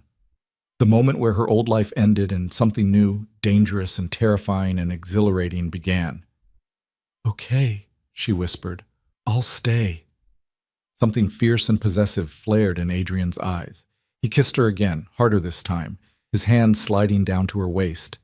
Evelyn melted into him, into the heat and certainty of this choice she was making. They didn't make it back to the bedroom, didn't make it past the couch. And for the first time in 8 months, Evelyn felt completely, utterly alive. Later, tangled together in the afternoon light, Adrian traced lazy patterns on her skin. I need to tell you something. That sounds ominous. It's practical. He shifted to look at her properly. If you're staying, we need to make it official. In my world, appearances matter. People need to know you're untouchable. What are you suggesting? I'm suggesting that you move in here, publicly. Let everyone see that you're with me. It's the best protection I can offer. Evelyn propped herself up on one elbow. You want me to move in with you. I want you safe. This is how I make that happen. And what do I tell people? My mother? My friends? The truth. That you're in a relationship with me. They don't need to know the rest. It should have felt too fast, too reckless. But lying there in Adrian's arms, the city humming beyond the windows, Evelyn realized she'd already made the leap. Everything else was just logistics. Okay, she said, but I'm bringing my books. All of them. Adrian smiled. A real smile. Warm and unguarded. I wouldn't expect anything less. His phone buzzed on the coffee table. He grabbed it, his expression darkening as he read the message. Petrov wants another meeting. When? Tomorrow night. Says he has a proposition. Are you going to take it? I have to. Ignoring him now would be seen as weakness. Adrian sat up, running a hand through his disheveled hair. But this time you're staying here. No arguments. Evelyn wanted to push back, but the memory of yesterday's gunfire was still too fresh. Fine, but you're calling me the second it's over. Deal. They spent the rest of the day in a strange limbo, half normalcy, half preparation for war. Adrian made calls. Evelyn started mentally cataloging which of her belongings she'd need to pack. They ordered takeout and ate it on the couch while Adrian explained the finer points of his security protocols. It was domestic and surreal in equal measure. As night fell, Adrian pulled her close. Last chance to change your mind. I'm not changing my mind. Good. He kissed the top of her head. Because I don't think I could let you go now, even if I wanted to. Evelyn closed her eyes, letting the weight of his words settle over her. She'd made her choice. For better or worse, her life was tied to his now. And despite everything, the danger, the violence, the impossible odds, she couldn't bring herself to regret it. The next morning arrived with the kind of gray, heavy sky that promised rain but never delivered. Evelyn woke to an empty bed again, but this time she'd expected it. Adrian had warned her he'd be gone early. Meetings with his people before the sit-down with Petrov, contingency plans that needed to be set in motion. She found a note on the kitchen counter, his handwriting sharp and precise. Stay inside. Marcus is downstairs. I'll call you when it's done. A. Evelyn made coffee and tried not to think about what "it's done" might mean. Tried not to imagine Adrian walking into another restaurant, another negotiation that could end in violence. She'd chosen this, she reminded herself. Chosen him, and everything that came with it. Her phone rang around 10. Her mother. Evelyn stared at the screen for 3 rings before answering. "Hi, Mom. Finally, I was starting to think you'd fallen off the planet." Her mother's voice carried that particular blend of concern and irritation that only parents could master. "You haven't called in over a week. Are you all right?" "I'm fine, just busy with work." Work. Her mother said it like she didn't quite believe it. "Evelyn, you sound different."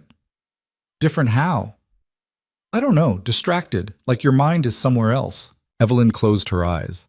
Her mother had always been able to read her, even over the phone. "There's been a lot going on." "At the office?" "Sort of. Mom, I need to tell you something." "Oh no, you're quitting, aren't you? I knew that job was too demanding, so I'm not quitting, I'm seeing someone." The silence on the other end was deafening. Then, "Seeing someone? As in dating?" "Yes." "Who is he? How long has this been going on? Why am I just hearing about this now?" Evelyn took a breath. "His name is Adrian. He's my boss. And it's new. Really new." "Your boss?" Her mother's voice pitched up. "Evelyn Marie Carter, please tell me you're not making a mistake." "I'm not. Mom, he's not what you're thinking. It's complicated, but it's real." Another pause. "Are you happy?" The question caught Evelyn off guard. Was she happy? Terrified, yes. Constantly on edge, absolutely.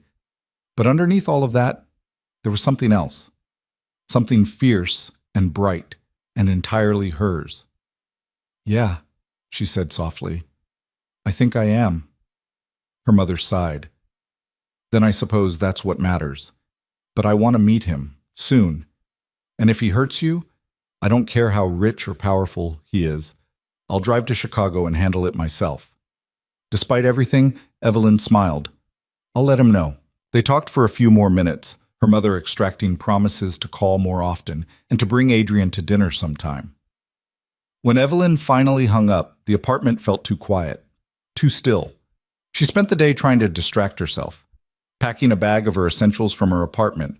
Marcus drove her there and back, silent and watchful, organizing Adrian's bookshelves, which were in desperate need of a system, anything to keep her hands busy and her mind from spiraling. By the time evening rolled around, her nerves were shot. Adrian called at 7:30. "It's happening in an hour. Are you okay?" Define okay.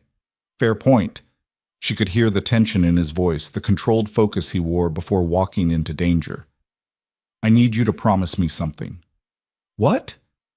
"If Marcus comes upstairs and tells you to move, you move. No questions, no hesitation. Understood?" Evelyn's chest tightened. "Adrian, what aren't you telling me?" "Just promise me, Evelyn." "I promise." "Good." A pause. "I'll call you when it's over." "Be careful." "Always am." The line went dead.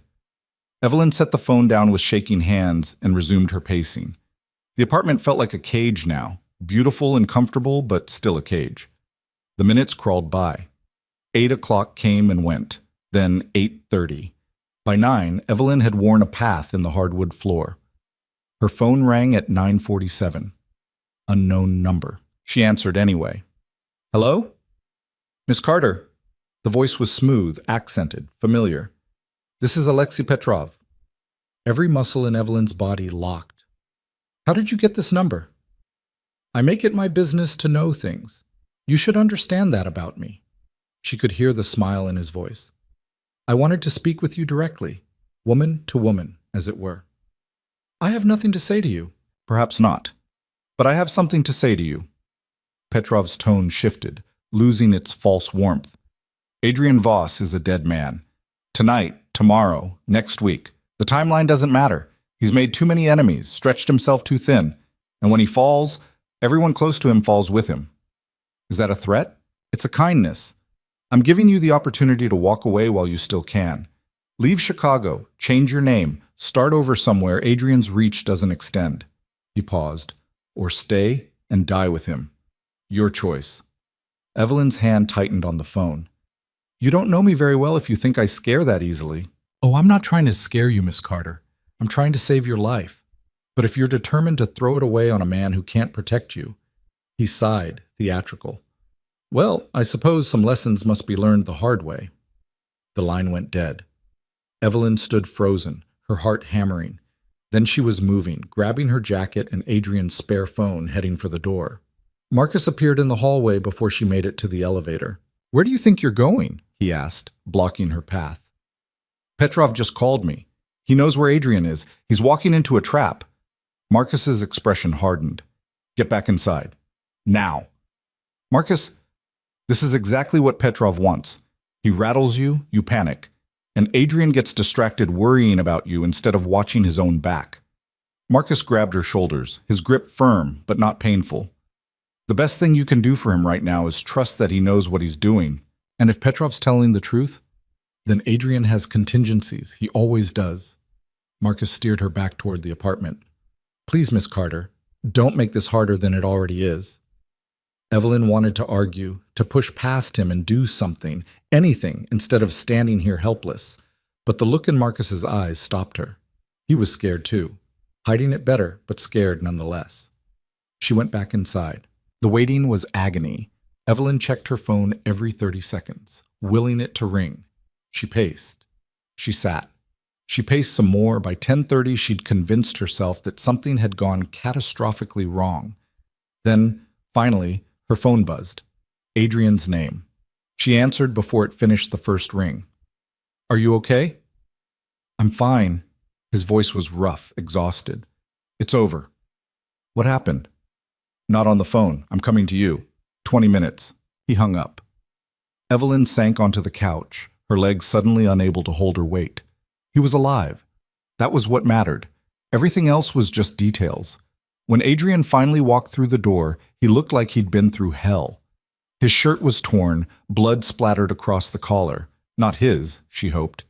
His knuckles were bruised and swelling, but he was breathing, and his eyes found hers the moment he entered. Evelyn crossed the room and threw her arms around him.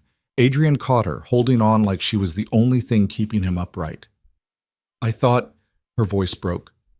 Petrov called me, said you were walking into a trap. Adrian went very still. He called you. He wanted me to leave, said you were going to get me killed. That son of a... Adrian pulled back, his hands framing her face. Are you okay? Did he threaten you? I'm fine. But Adrian, what if he was right? What if this was a trap? It was. Adrian's jaw tightened. But I knew that going in. We planned for it. What happened? He let her go, moving to pour himself a drink from the bar cart.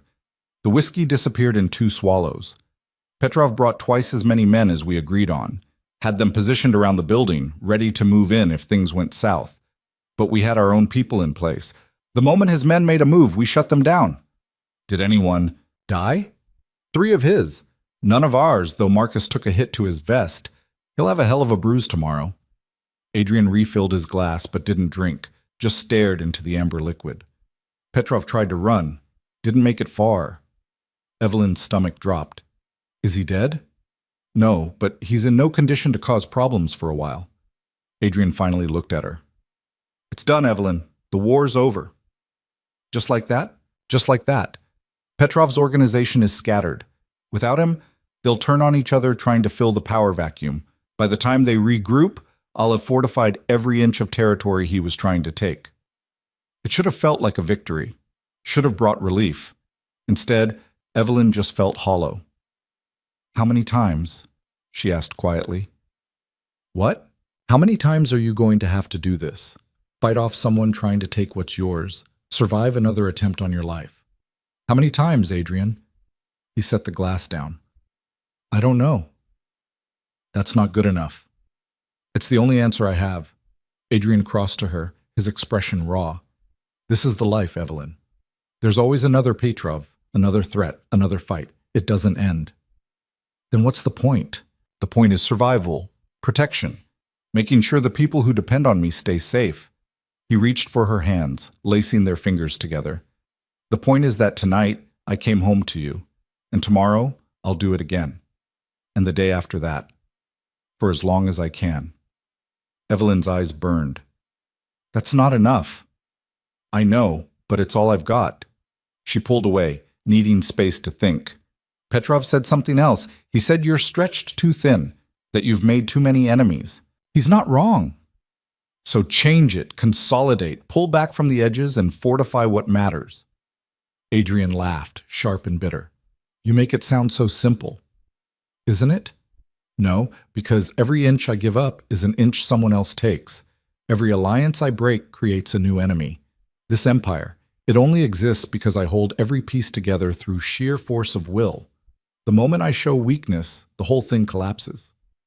Then maybe it should. The words landed like a bomb. Adrian stared at her, something dangerous flickering in his eyes. What did you just say? You heard me. Evelyn lifted her chin, refusing to back down. Maybe this empire you've built isn't worth what it's costing you, what it's costing everyone around you. You don't know what you're talking about, don't I? I've seen what this does to you, Adrian. The constant vigilance, the paranoia, the way you can't let your guard down for even a second. That's not living. That's surviving. And there's a difference. And what would you have me do? Walk away?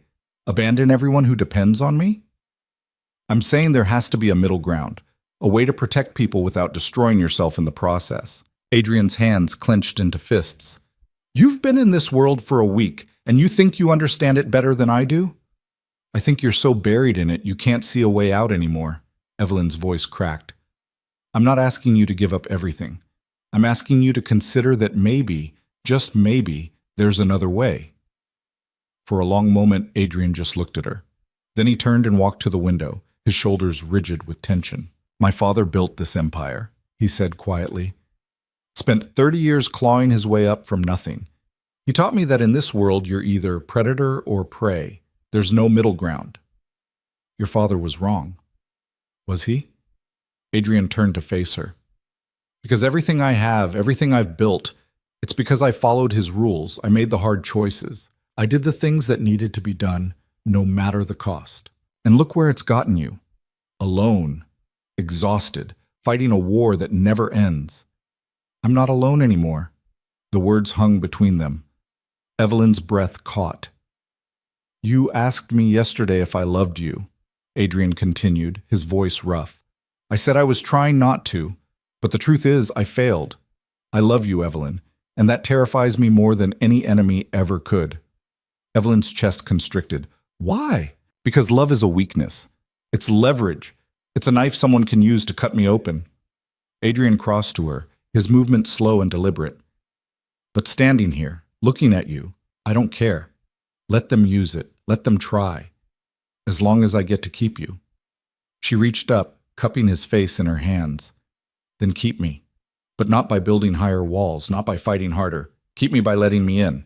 All the way in. Let me help you carry this. You don't know what you're asking.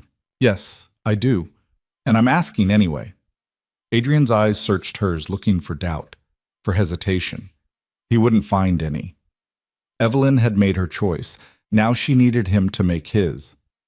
If I do this, he said slowly, if I let you into every part of my world, the brutal parts, the ugly parts, the decisions that keep me up at night, you don't get to look away. You don't get to pretend it's not happening. I won't. And if I ask you to do something you don't agree with, then I'll tell you, and we'll figure it out together. Adrian exhaled shakily. Then he pulled her against him, his arms wrapping around her like he was afraid she'd disappear. You're either the best thing that's ever happened to me or the worst mistake I've ever made. Probably both. He laughed, a real laugh this time, surprised out of him. Yeah, probably. They stood like that for a long time, holding each other in the quiet of the apartment. Outside, the city hummed with life, oblivious to the shift happening in this room. When Adrian finally pulled back, something had changed in his expression. The walls were still there, but they'd cracked, just enough to let her through. I need to show you something, he said.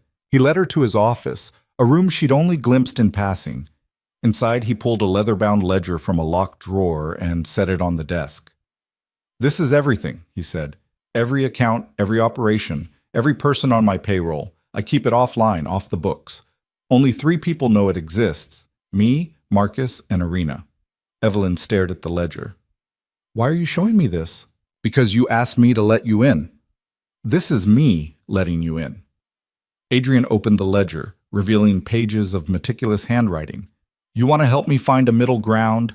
Start here. Look at what I have, what I'm protecting, and tell me where I can pull back without it all falling apart. It was a test. Evelyn recognized that, but it was also trust, the kind of trust Adrian didn't give easily. She pulled up a chair and started reading. The numbers were staggering. The scope of Adrian's operation was even larger than she'd imagined, but as she worked through the pages, patterns emerged. Redundancies, operations that overlapped, territories held more for pride than profit. Here, she said, pointing to a section, this distribution network on the west side, you're barely breaking even after paying for security. Why keep it? It was my father's first territory, symbolic. Symbols don't keep people safe. What if you consolidated with this network? She flipped pages. The one in Pilsen, combined logistics, reduced overhead, and used the savings to increase security where you actually need it. Adrian leaned over her shoulder, studying the numbers. That could work. And this partnership with the Castellano family in Milwaukee, you're giving them favorable terms in exchange for what? Goodwill? They helped me when I was starting out. Sentiment is expensive. Evelyn met his eyes. I'm not saying cut them off, I'm saying renegotiate. Fair terms, not favorable ones. If they're real allies, they'll understand. Adrian was quiet for a moment, then, keep going. They worked through the night, Evelyn asking questions and Adrian answering with a candor that surprised her. By the time dawn started lightening the sky, they'd identified a dozen places where Adrian could streamline operations, reduce risk, and still maintain the protection his people needed. This is good, Adrian said, leaning back in his chair. Really good. Why didn't I see this before? Because you were too close to it. Sometimes you need fresh eyes. He reached for her hand, threading their fingers together. I meant what I said earlier. I love you. Evelyn's heart swelled. I love you too. Even knowing what you know, what I've done? Even then. Adrian pulled her into his lap, and she went willingly, curling against his chest. They sat like that as the sun rose over Chicago, two people who'd found each other in the middle of chaos and decided to build something new. So what happens now? Evelyn asked. Now? Adrian pressed a kiss to her temple. Now we make it official. Official how? However you want. Move in with me. Let me introduce you as my partner, not just my assistant. Show the world that you're mine and I'm yours. That's a lot of declaration for someone who is trying not to fall in love with me. Yeah, well, I've always been bad at following my own advice. Evelyn laughed, the sound bright in the quiet morning. Okay, let's do it. All of it. You're sure? Stop asking me that. I'm sure. Adrian's arms tightened around her. Then we start today. New operation structure, new security protocols. And you by my side through all of it. Partners? Partners. It was a beginning. Not the neat, tidy kind that tied everything up with a bow, but the messy, complicated kind that felt real, that felt earned. As the city woke up around them, Evelyn let herself believe that maybe, just maybe, they could make this work. The first week of their new arrangement passed in a blur of logistics and adjustments that felt simultaneously monumental and surprisingly ordinary. Evelyn moved her things into Adrian's apartment in stages, books first, then clothes, then the small collection of framed photographs that made any space feel like home. Her mother called 3 times to ask if she was being reckless, and each time Evelyn answered with the same unwavering certainty. She knew what she was doing. The truth was more complicated than that. She didn't know, not entirely, but she was learning. Learning the rhythm of Adrian's world, the unspoken rules that governed his empire, the delicate balance between strength and restraint that kept everything from collapsing. Marcus had raised an eyebrow when Adrian announced the changes at their morning briefing, but he hadn't argued. Irina had been more direct. You're putting a lot of faith in someone who was pouring your coffee 2 weeks ago, she'd said, her scarred face impassive. I'm putting faith in someone who sees solutions I've been too stubborn to consider, Adrian had replied. And if you've got a problem with that, now's the time to say it. Irina had studied Evelyn for a long moment, then shrugged. Your empire, your funeral. Just don't expect me to clean up the mess if this goes sideways. But it hadn't gone sideways. The consolidation plan Evelyn had outlined worked even better than she'd anticipated. Adrian pulled back from 3 marginal territories, redistributed his security forces to areas that actually needed protection, and renegotiated terms with half a dozen partners who'd been coasting on old favors. The pushback was minimal. Most people seemed relieved to deal with clearer boundaries and more straightforward terms. Within 2 weeks, the operation ran smoother than it had in years. Evelyn spent her days learning the business from the inside. She sat in on meetings, asked questions that made people uncomfortable, and slowly earned the respect of Adrian's inner circle through sheer competence. The corporate assistant skills that had seemed so mundane before translated surprisingly well to managing a criminal empire. Both required organization, discretion, and the ability to anticipate problems before they materialized. Her nights belonged to Adrian.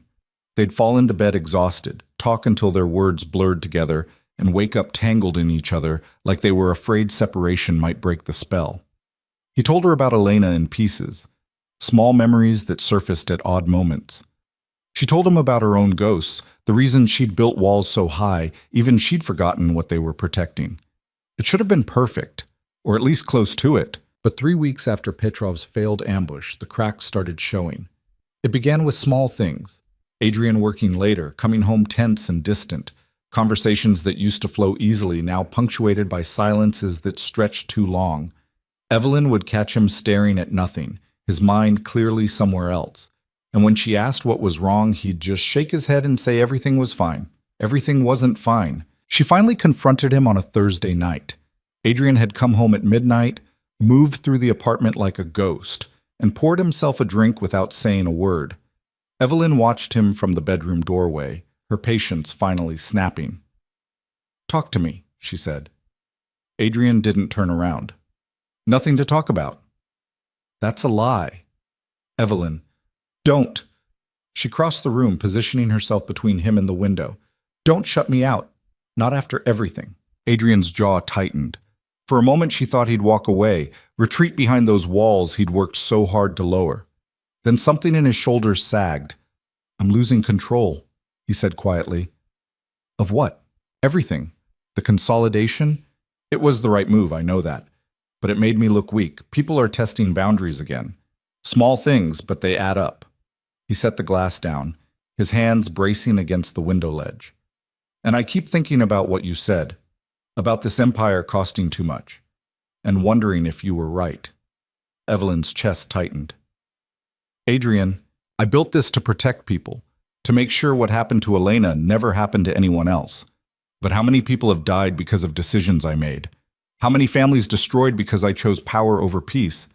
He turned to look at her, and the anguish in his eyes was devastating. "Maybe I'm not protecting anyone. Maybe I'm just perpetuating the violence." She'd never seen him like this. Vulnerable, yes. Exhausted, certainly. But not this. Not questioning the very foundation of everything he'd built. "You want to know what I think?" Evelyn said carefully. "Always. I think you're so busy trying to be perfect that you've forgotten how to be human." She stepped closer. "The consolidation made you look weak to people who only understand strength, but it made you look smart to everyone else. And the people who matter, your people, they're safer now than they've been in years. That doesn't erase what I've done. No. But it's a start."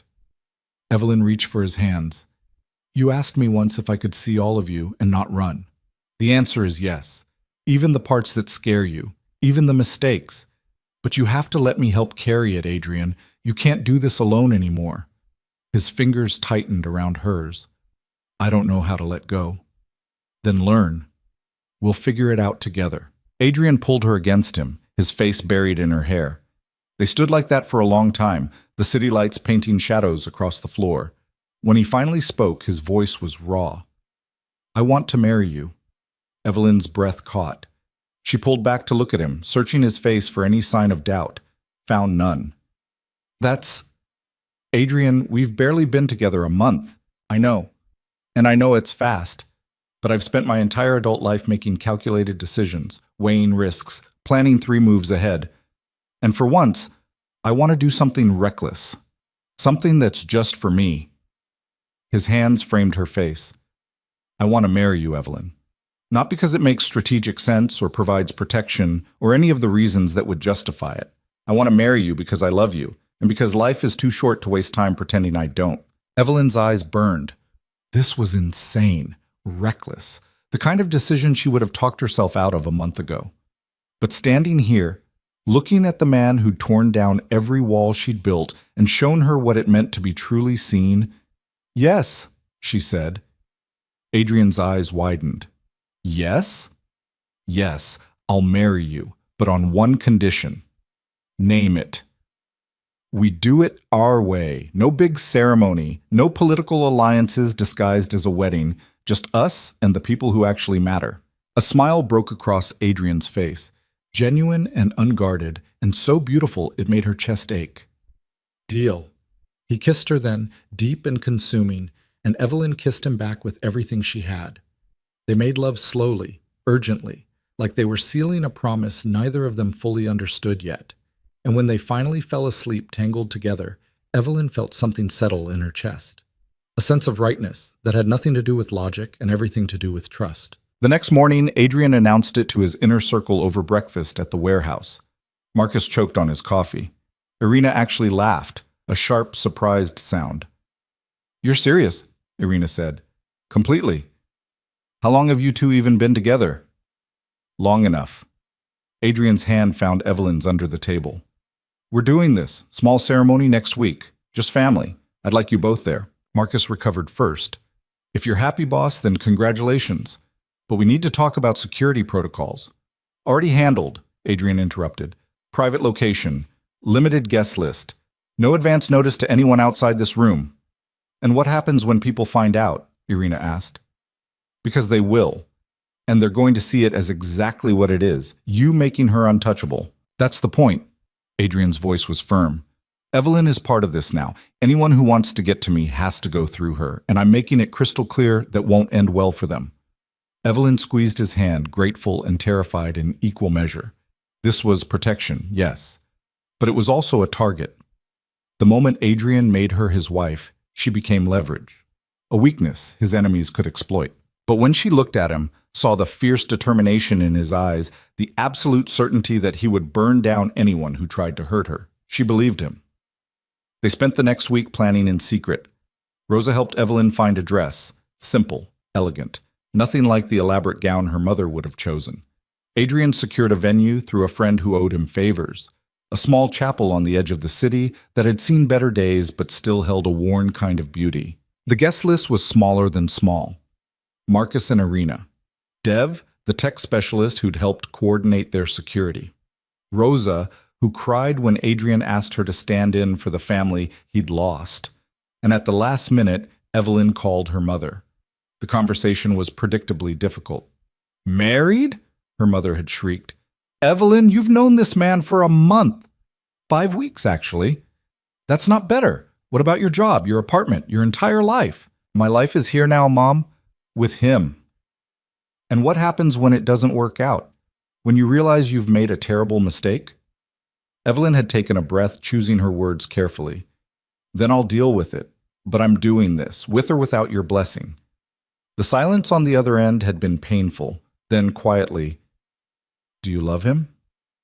"More than I thought I could love anyone." Another pause. "Then I suppose I'm coming to Chicago. Someone needs to make sure you're not completely losing your mind." Her mother arrived 2 days before the wedding, took one look at Adrian, and proceeded to interrogate him over dinner with the efficiency of a prosecutor. Adrian handled it with surprising grace, answering her questions honestly, within reason, and earning grudging respect by the end of the evening. "He's trouble," her mother told Evelyn later when they were alone. "But he looks at you like you hung the moon, so I suppose that counts for something. High praise coming from you. Don't get used to it." But her mother hugged her anyway, fierce and quick. "Be happy, baby, and call me when things get hard, because they will." The day of the wedding dawned cold and clear. Evelyn woke alone. Adrian had insisted on spending the night at the warehouse, some outdated notion about not seeing the bride before the ceremony. She'd rolled her eyes but let him go, secretly touched by the gesture. Rosa arrived at noon to help her get ready, bringing flowers and champagne and a smile that reminded Evelyn so much of what Elena might have been like it hurt. He's nervous, Rosa said, adjusting Evelyn's veil. I've never seen Adrian nervous. It's almost sweet. Almost? Well, he's still Adrian. He spent the morning triple-checking security protocols and threatening Marcus with bodily harm if anything went wrong. Evelyn laughed despite herself. That sounds about right. The chapel was perfect, small and intimate, with afternoon light streaming through stained glass windows that painted the walls in shades of gold and blue. Adrian stood at the altar in a dark suit that fit him like it had been made for this moment, his eyes finding hers the moment she entered. Evelyn walked down the aisle alone, her mother watching from the front pew with tears streaming down her face. When she reached Adrian, he took her hands, and she could feel them trembling slightly. You look... His voice caught. You look beautiful. So do you. The ceremony was short. Simple vows that they'd written themselves, promises to be honest and imperfect and present through whatever came next. When the officiant pronounced them married, Adrian kissed her like they were the only two people in the world. The reception was held in the chapel's small hall, wine and food and the kind of easy laughter that came from people who'd earned the right to celebrate. Evelyn's mother cornered Marcus at one point, demanding to know exactly what security measures were in place to keep her daughter safe. Dev showed Rosa photos of the new computer lab they'd installed at the community center. Irina stood in the corner nursing a glass of vodka, watching everything with those sharp eyes that missed nothing. And Adrian never left Evelyn's side, his hand at the small of her back, his attention fixed on her like she was the only thing that mattered. When they finally left, Marcus driving them to a hotel Adrian had booked under a false name, Evelyn felt lighter than she had in years. She'd made a choice, a reckless, illogical, completely terrifying choice, and somehow it felt like the first real decision she'd made in her entire life. The honeymoon was 3 days at a cabin upstate, away from the city and the business and the constant weight of responsibility.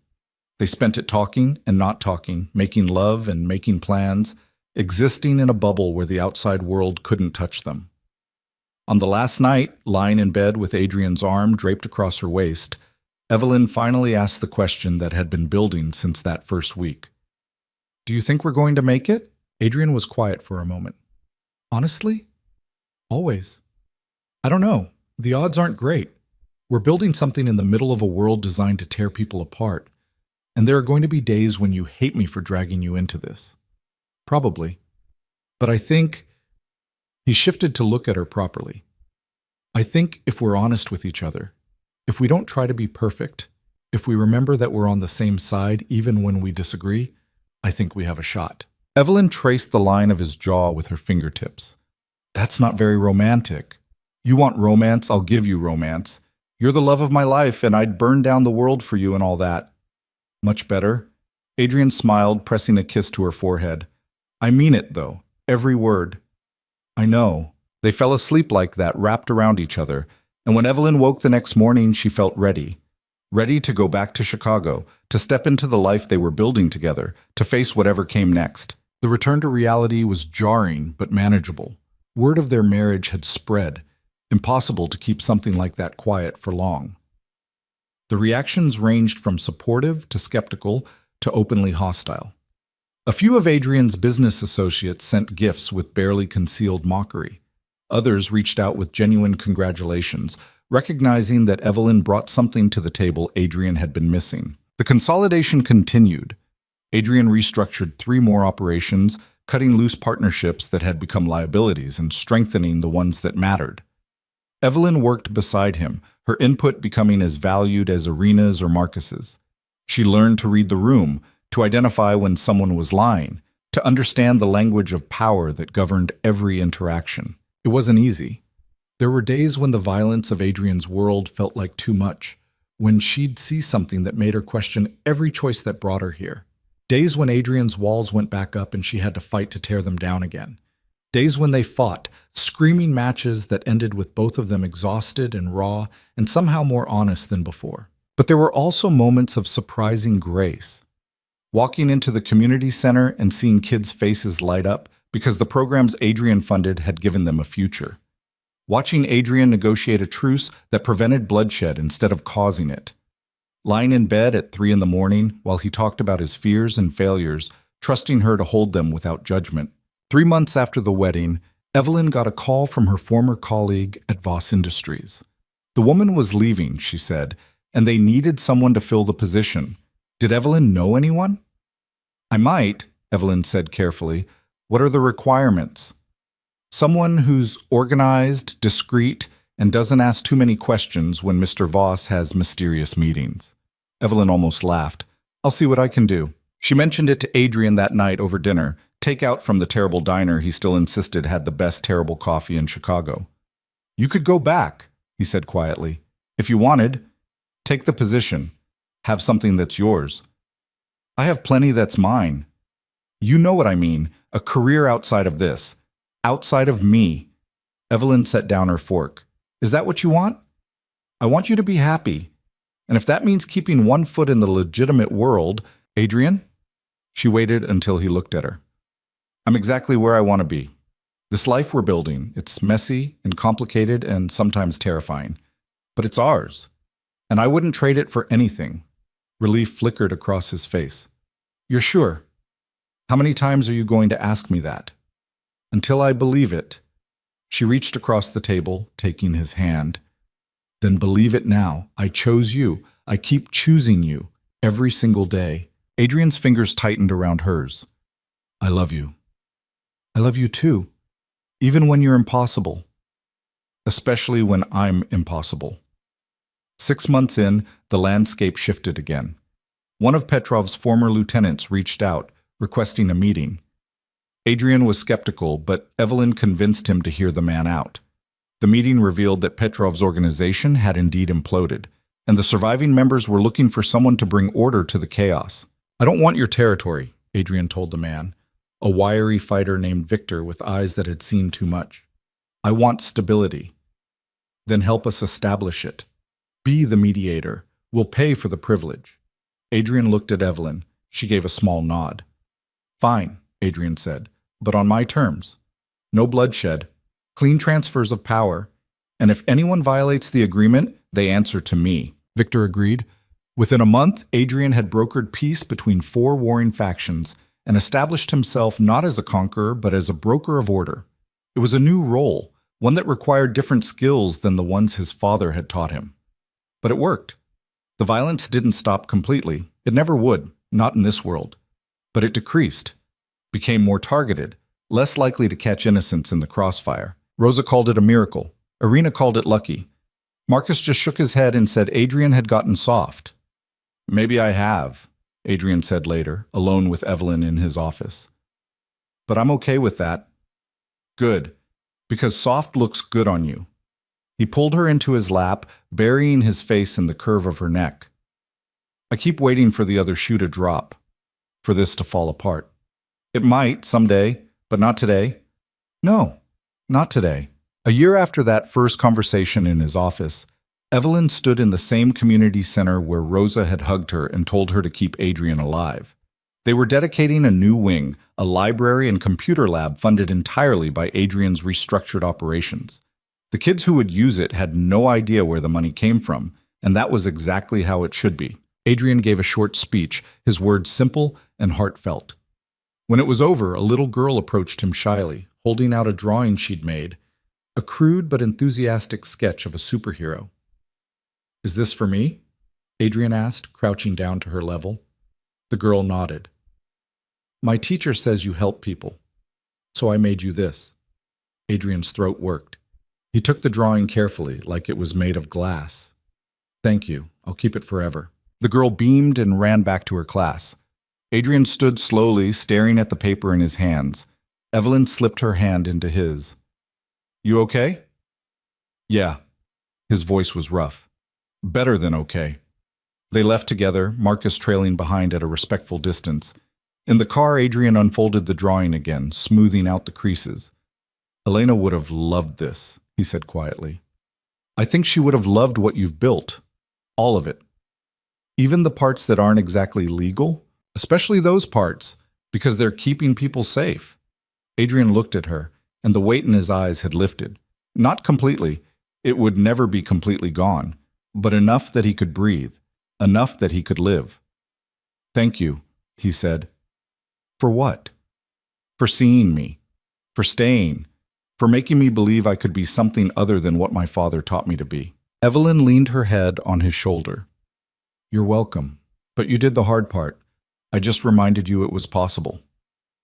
They drove home through the city they'd both come to love. Evelyn for its resilience, Adrian for its endless capacity for reinvention. The apartment waited for them, warm and familiar, filled with the life they'd built together, one difficult choice at a time. That night, curled up on the couch with wine and takeout, and the comfortable silence of two people who didn't need to fill every moment with words, Adrian pulled out his phone. I've been thinking, he said. Dangerous. About stepping back. Not from everything, but from the day-to-day. Letting Marcus and Irina handle more of the operations while I focus on the bigger picture. Evelyn set down her wine glass. What brought this on? That little girl today. And the fact that I want to be around to see what happens to her. To see the community center thriving 10 years from now. 20. He looked at her. I want a future, Evelyn. Not just survival. And I can't have that if I'm constantly fighting to hold on to everything with both hands. So let go. Just like that. Just like that. She took his hand. You've spent your whole life proving you're strong enough to carry it all. Maybe it's time to prove you're strong enough to share the weight. Adrian was quiet for a long moment. Then he nodded. Okay, let's do it. The transition took months. Adrian promoted Marcus to operational director, gave Irina control over 3 territories she'd been managing in all but name, and slowly, deliberately, stepped back from the front lines. He kept the strategic decisions, the big picture planning, the role of mediator and peacekeeper he'd carved out after Petrov's fall.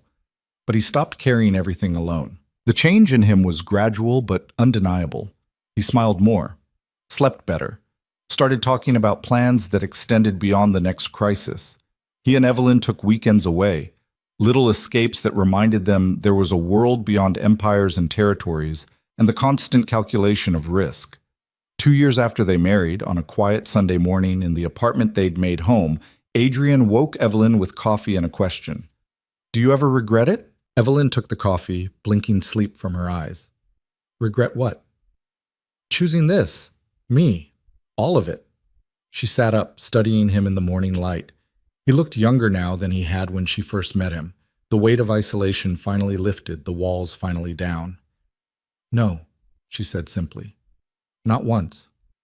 Even when it's hard. Especially when it's hard, because that's when I remember why we chose each other in the first place. She set the coffee aside and pulled him close. We're not perfect, Adrian. We never will be, but we're real, and that's enough. He kissed her, slow and sweet. I love you.